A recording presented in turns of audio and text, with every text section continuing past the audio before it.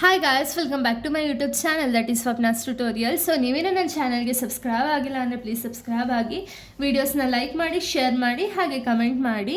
So ಇವತ್ತು ನಾನು ಮಾಡ್ತಿರೋ ಸಬ್ಜೆಕ್ಟ್ ಯಾವುದು ಅಂದರೆ ಸೆಕೆಂಡ್ ಸೆಮ್ BComನ HRM ಅನ್ನೋ ಒಂದು ಸಬ್ಜೆಕ್ಟ್ನ ಎಕ್ಸ್ಪ್ಲೈನ್ ಮಾಡ್ತಿದ್ದೀನಿ. ಸೊ ಇದರಲ್ಲಿ ಚಾಪ್ಟರ್ 5 ಬಂದುಬಿಟ್ಟು ಮೇಂಟೆನೆನ್ಸ್ ಫಂಕ್ಷನ್ ಆಫ್ HR ಅಂತ ಹೇಳಿ. ಸೊ ಈ ಒಂದು ಸಬ್ಜೆಕ್ಟ್ ಏನಿದೆಯಲ್ಲ HRM ರಿಲೇಟೆಡ್, ನಾನು ತುಂಬ ಟಾಪಿಕ್ಸ್ಗಳನ್ನ ಎಕ್ಸ್ಪ್ಲೈನ್ ಮಾಡಿದ್ದೀನಿ. ಸೊ ಯಾರ್ಯಾರೆಲ್ಲ ಆ ವೀಡಿಯೋಸ್ನ ನೋಡಿಲ್ಲೋ ಒಂದ್ಸತಿ ಆ ವೀಡಿಯೋಸ್ನ ನೋಡ್ಕೊಂಡು ಬನ್ನಿ. ಪ್ಲೇಲಿಸ್ಟಲ್ಲಿ ಎಲ್ಲ ಟಾಪಿಕ್ಸ್ನೂ ಕೂಡ ಎಕ್ಸ್ಪ್ಲೈನ್ ಮಾಡಿ ಅಪ್ಲೋಡ್ ಮಾಡಿದ್ದೀನಿ. ಯಾರ್ಯಾರೆಲ್ಲ ಆ ವೀಡಿಯೋಸ್ನ ನೋಡಿಲ್ಲೋ ಒಂದ್ಸತಿ ಆ ವೀಡಿಯೋ ನೋಡ್ಕೊಂಡು ಬಂದು ಈ ಒಂದು ವೀಡಿಯೋನ ನೋಡಿ, ಬಿಕಾಸ್ ನಿಮಗೆ ಕಂಟಿನ್ಯೂಷನ್ ಅನ್ನೋದು ಪ್ರಾಪರಾಗಿ ಸಿಗುತ್ತೆ ಅನ್ನೋ ಒಂದು ರೀಸನಿಂದ. ಸೊ ಈ ಒಂದು ಚಾಪ್ಟರ್ 5 ರಿಲೇಟೆಡು ಕೂಡ ನಾನು ತುಂಬ ಟಾಪಿಕ್ಸ್ಗಳನ್ನ ಎಕ್ಸ್ಪ್ಲೈನ್ ಮಾಡಿ ಅಪ್ಲೋಡ್ ಮಾಡಿದ್ದೀನಿ. ಸೊ ಇವತ್ತು ನಾನು ಮಾಡ್ತಿರೋ ಟಾಪಿಕ್ ಯಾವುದು ಅಂದರೆ ಹೈಬ್ರಿಡ್ ವರ್ಕ್ ಮಾಡೆಲ್ ಅಂತ ಹೇಳಿ. ಏನಿದು ಹೈಬ್ರಿಡ್ ವರ್ಕ್ ಮಾಡೆಲ್ ಅಂದರೆ ಏನು ಅಂದರೆ, it means employees work partly from office and partly from home or remote location. ಅಂದರೆ ಏನು, ಈಗೇನು ಮಾಡ್ತಾರೆ ಅಂದರೆ, ಇವಾಗ ನಿಮಗೆ ಗೊತ್ತಿರೋ ಹಾಗೆ ತುಂಬ ಜನ ಎಂಪ್ಲಾಯೀಸ್ಗೆ ಅಥವಾ ವುಮೆನ್ಸ್ ಆಗಿರ್ಬೋದು ಅಥವಾ ಒಂದು ಕ್ಯಾಂಡಿಡೇಟ್ಸ್ ಅವ್ರೇನು ಮಾಡ್ತಾರೆ ಅಂದರೆ, ಇವಾಗ ವರ್ಕಿಂಗ್ ಅವ್ರು ಇರ್ತಾರೆ ಅಥವಾ ಒಂದು ಕಾಲೇಜ್ಗೆ ಹೋಗೋ ಸ್ಟೂಡೆಂಟ್ಸ್ ಇರ್ತಾರೆ ಅಥವಾ ಒಂದು ಹೌಸ್ ವೈಫ್ಗಳಿರ್ತಾರೆ. ಸೊ ಇವ್ರೇನು ಮಾಡಬೇಕು ಅಂದರೆ, ಇವ್ರಿಗೆ ಆಫೀಸಲ್ಲಿ ಹೋಗಿ ವರ್ಕ್ ಮಾಡೋದಕ್ಕೆ ಲೈಕ್ ಫ್ಲೆಕ್ಸಿಬಲ್ ವರ್ಕಿಂಗ್ ಅವರ್ಸ್ ಅನ್ನೋದು ಇವ್ರಿಗೆ ಬೇಕಾಗಿರುತ್ತೆ ಅಲ್ವಾ.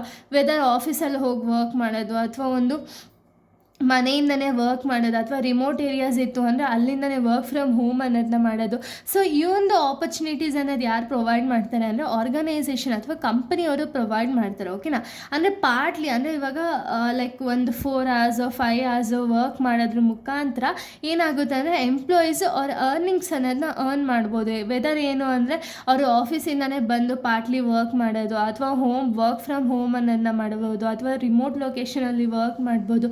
ಸೊ ಈ ಫೆಸಿಲಿಟೀಸ್ನ ಕೊಡೋದ್ರಿಂದ ಏನಾಗುತ್ತೆ ಅಂದರೆ ಎಂಪ್ಲಾಯೀಸ್ ಸ್ಯಾಟಿಸ್ಫ್ಯಾಕ್ಷನ್ ಅನ್ನೋದಾಗ್ತಾರೆ ಅಲ್ವಾ. ಸೊ ಎಂಪ್ಲಾಯೀಸ್ ಸ್ಯಾಟಿಸ್ಫ್ಯಾಕ್ಷನ್ ಅನ್ನೋದಾಗುತ್ತೆ. ಹಾಗೆಯೇ ಎಂಪ್ಲಾಯೀಸ್ಗೆ ಒಂದು ಆರ್ಗನೈಸೇಷನ್ ಬಗ್ಗೆ ಒಂದು ಮೊರಾಲಿಟಿ ಅನ್ನೋದು ಕೂಡ ಇನ್ಕ್ರೀಸ್ ಆಗ್ತಾ ಹೋಗುತ್ತೆ. ಸೊ ಇದರಿಂದ ಏನಾಗುತ್ತೆ, ಎಂಪ್ಲಾಯಿ ಫ್ಲೆಕ್ಸಿಬಲ್ ಆಗಿ ವರ್ಕ್ ಮಾಡ್ಬೋದು.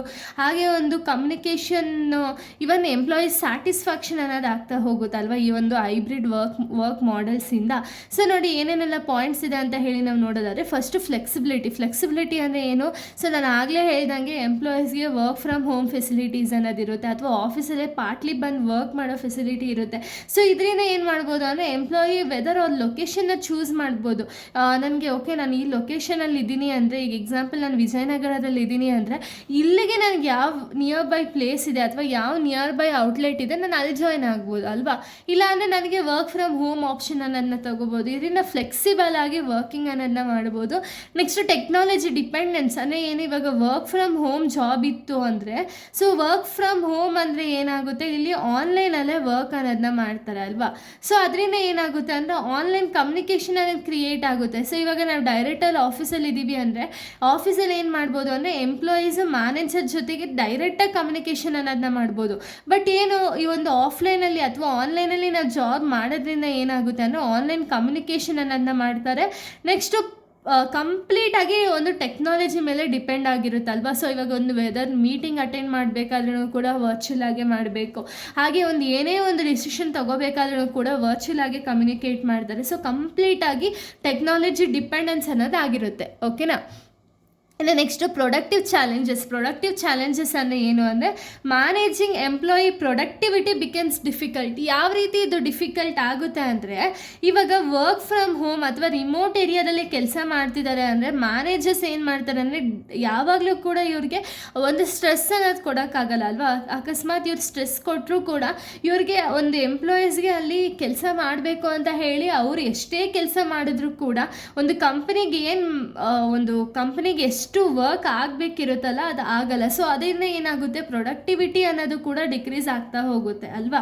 ಸೊ ಇದರಿಂದ ಏನಾಗುತ್ತೆ, ಮ್ಯಾನೇಜ್ಮೆಂಟ್ಗೆ ಒಂದು ಪ್ರೊಡಕ್ಟಿವಿಟಿ ಡಿಕ್ರೀಸ್ ಆಯಿತು ಅಂದರೆ ಆರ್ಗನೈಸೇಷನ್ ಪ್ರಾಫಿಟು ಕೂಡ ಡಿಕ್ರೀಸ್ ಆಗ್ತಾ ಹೋಗುತ್ತೆ ಅಲ್ವಾ.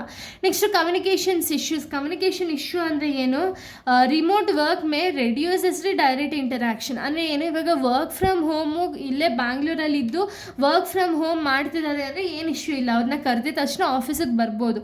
ಬಟ್ ರಿಮೋಟ್ ಲೊಕೇಶನಲ್ಲಿ ಇರೋರು ಅಥವಾ ರಿಮೋಟ್ ಏರಿಯಾದಲ್ಲಿ ವರ್ಕ್ ಮಾಡಬೇಕಾದ್ರೆ ಏನಾಗುತ್ತೆ ಅಂದರೆ ಅವರು ಅಲ್ಲಿಂದ ಮತ್ತೆ ಆಫೀಸಿಗೆ ಬಂದು ಅಲ್ಲಿ ಮೀಟಿಂಗ್ ಅಟೆಂಡ್ ಮಾಡಿ ಅಥವಾ ಅಲ್ಲಿ ಕಮ್ಯುನಿಕೇಷನ್ ಮಾಡೋದು ಒಂದು ಇಂಟರಾಕ್ಷನ್ ಅನ್ನೋದೇ ಇರಲ್ಲ. ಓಕೆನಾ, ಡೈರೆಕ್ಟ್ ಇಂಟರಾಕ್ಷನ್ ಅನ್ನೋದೇ ಇರಲ್ಲ. ಕಂಪ್ಲೀಟಾಗಿ ಅವರ ಒಂದು ಇಂಟರಾಕ್ಷನ್ ಬಂದುಬಿಟ್ಟು ಆನ್ಲೈನಲ್ಲೇ ಇರುತ್ತೆ. ಓಕೆನಾ. Next employee satisfaction. Employee satisfaction ಅಂದರೆ ಏನು, ಫ್ಲೆಕ್ಸಿಬಲ್ ಟೈಮಲ್ಲಿ ವರ್ಕಿಂಗ್ ಆಪ್ಷನ್ಸ್ ಅನ್ನೋದನ್ನ ಆರ್ಗನೈಸೇಷನ್ ಕೊಟ್ಟರು ಅಂದರೆ ಅಲ್ಲಿ ಎಂಪ್ಲಾಯೀಸ್ ಅನ್ನೋರು ಸ್ಯಾಟಿಸ್ಫ್ಯಾಕ್ಷನ್ ಅನ್ನೋದು ಆಗ್ತಾ ಹೋಗುತ್ತೆ ಅಲ್ವಾ. ನೆಕ್ಸ್ಟು ವರ್ಕ್ ಲೈಫ್ ಬ್ಯಾಲೆನ್ಸ್ ಅನ್ನೋದಾಗುತ್ತೆ. ಅಂದರೆ ಪಾರ್ಟ್ಲಿ ಕೆಲಸ ಮಾಡೋದ್ರಿಂದ ಏನಾಗುತ್ತೆ ಅಂದರೆ ಅವರ ಜವಾಬ್ದಾರಿ ಜೊತೆಗೆ ಒಂದು ಆರ್ಗನೈಸೇಷನಲ್ ವರ್ಕು ಕೂಡ ಅವ್ರು ಮಾಡ್ತಾ ಹೋಗ್ತಾರೆ. ಸೊ ಇದರಿಂದ ವರ್ಕ್ ಲೈಫ್ ಬ್ಯಾಲೆನ್ಸ್ ಅನ್ನೋದಾಗುತ್ತೆ. ನೆಕ್ಸ್ಟ್ ರೆಡ್ಯೂಸಸ್ ದ ಆಫೀಸ್ ಕಾಸ್ಟನ್ನು ಏನು, ಇವಾಗ ಆಫೀಸ್ ಮಾಡಬೇಕು ಅಂದರೆ ಒಂದು ಔಟ್ಲೆಟ್ ಬೇಕು, ಅದಕ್ಕೆ ಬೇಕಾಗಿರುವಂಥ ಒಂದು ಐಟಮ್ಸ್ ಅಂದರೆ ಫರ್ನಿಚರ್ಸ್ ಆಗಿರ್ಬೋದು ಅಥವಾ ಲ್ಯಾಪ್ಟಾಪ್ಸು ಅಥವಾ ಇಂಟರ್ನೆಟ್ಟು ಈ ಕನೆಕ್ಷನ್ ಎಲ್ಲ ಬೇಕಾಗಿರುತ್ತೆ. ಸೊ ಅದಕ್ಕೆ ವರ್ಕ್ ಫ್ರಮ್ ಹೋಮ್ ಮಾಡೋದ್ರಿಂದ ಇವರು ಖರ್ಚು ಮಾಡಬೇಕಾಗಿರೋ ಅಮೌಂಟ್ ಎಲ್ಲನೂ ಕೂಡ ರೆಡ್ಯೂಸ್ ಆಗ್ತಾ ಹೋಗುತ್ತೆ. ನೆಕ್ಸ್ಟ್ ಸೈಬರ್ ಸೆಕ್ಯುರಿಟಿ ರಿಸ್ಕ್ ಅಂದರೆ ನಿಮಗೆ ಗೊತ್ತಿರೋ ರಿಸ್ಕ್ ಅನ್ನೋದು ಜಾಸ್ತಿ ಇದ್ದೇ ಇರುತ್ತೆ. ಓಕೆನಾ. ಸೊ ಇಷ್ಟು ಕೂಡ ಒಂದು ಹೈಬ್ರಿಡ್ ವರ್ಕ್ ಮಾಡೆಲ್ ಬಗ್ಗೆ ಆಗಿದೆ. ಇಲ್ಲಿಗೆ ಒಂದು ಟಾಪಿಕ್ ಅನ್ನೋದು ಕಂಪ್ಲೀಟ್ ಆಗುತ್ತೆ. ನೆಕ್ಸ್ಟ್ ವೀಡಿಯೋದಲ್ಲಿ ನಾನು ಬೇರೆ ಒಂದು ಟಾಪಿಕ್ನ ಎಕ್ಸ್ಪ್ಲೈನ್ ಮಾಡ್ತೀನಿ. So thank you guys, thanks for watching.